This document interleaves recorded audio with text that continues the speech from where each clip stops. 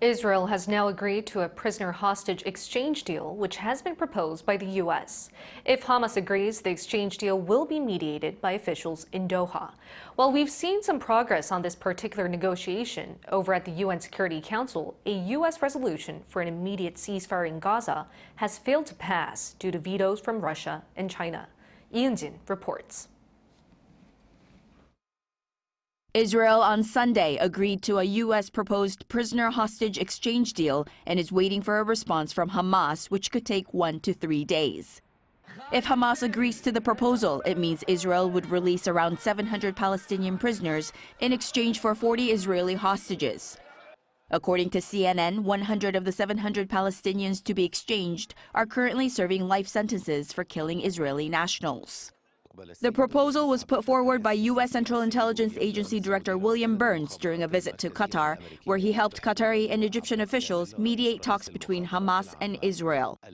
The director of Israel's Mossad intelligence agency, David Barnea, has also been in Doha twice in the past week for the indirect negotiations.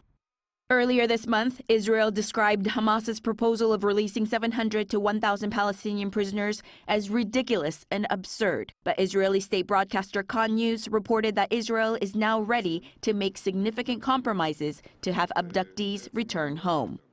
Meanwhile, the United Nations Security Council on Friday failed to pass a resolution proposed by the U.S. that called for an immediate ceasefire in Gaza as a part of a hostage deal. Despite 11 of the 15 council members voting in favor of the resolution, Russia and China exercised their veto powers.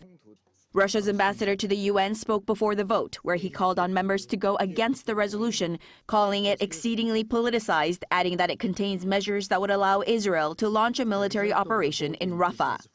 But the U.S. ambassador to the UN said that Russia and China vetoed the resolution for cynical and petty reasons, saying that Russia was putting politics over progress. But once again, Russia put politics over progress. Russia, who has carried out an unprovoked war on its neighbor, has the audacity and the hypocrisy to throw stones when it lives in a glass house itself.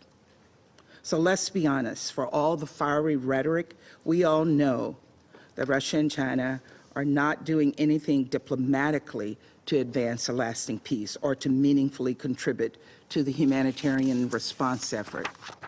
She added that the two countries opposed the resolution simply because it was penned by the U.S. and criticized both countries for not condemning Hamas's October 7th attack on Israel.